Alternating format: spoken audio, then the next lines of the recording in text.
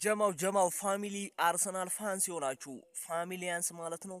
ጀለስ እንግዲህ ፕሪሲዝን ላይ ወጥሮ ይሰራል። ነገር ግን ፕሪሲዝን ከተጀመረ ወደ ፉክክር ወደ ሊግ እና የሻምፒየንስ ሊግ ውድድሮች ከተጀመሩ በኋላ ጀለስ የት እንደሚገባ አይታወቅም። ግን ፕሪሲዝን ሲመጣ እንደ ጀለስ ቀድሞ ወደ ፕሪሲዝን ዝግጅት የሚገባ የለም። ወጥሮ ይሰራል። አባቴ ግን ወጥሮ ይሰራል። ፕሪሲዝኑ ሲያልቅ ጉዳት ይጀምረዋል። ጂሰስ ምናልባትም በክለባችን ሊቆይ ይችል ይሆን ወይስ ይለቃል የሚለው ይጠበቃል። ሌላኛው አዲስ ደረጃ ለመድፎ የተሰማው ሄሮ ዌጎ ተብሏል። ፔሮ ሂንካፔ ማለት ነው። በቋሚ ዝውውር አርሰናል ፈርሟል ማለት ነው። ቋሚ ሆኗል። በውሰት ነበር የመጣው እንደሚታወቀው፣ ነገር ግን አሁን ቋሚ ሆኗል። የፒሮ ሂንካፔ ይገባዋል። አስደናቂ ተከላካይ ነው። ሊፍት ባክ ላይ መጫወት ይችላል። ሴንተር ባክም ሆኖ መጫወት ይችላል። በዚህ ሲዝን አሳይቶናል ድንቅ ብቃት እንዳለው ማለት ነው። ፔሮ ሂንካፔ ይገባዋል ማለት ነው። ጂሰስ ግን ፕሪሲዝን ወጥሮ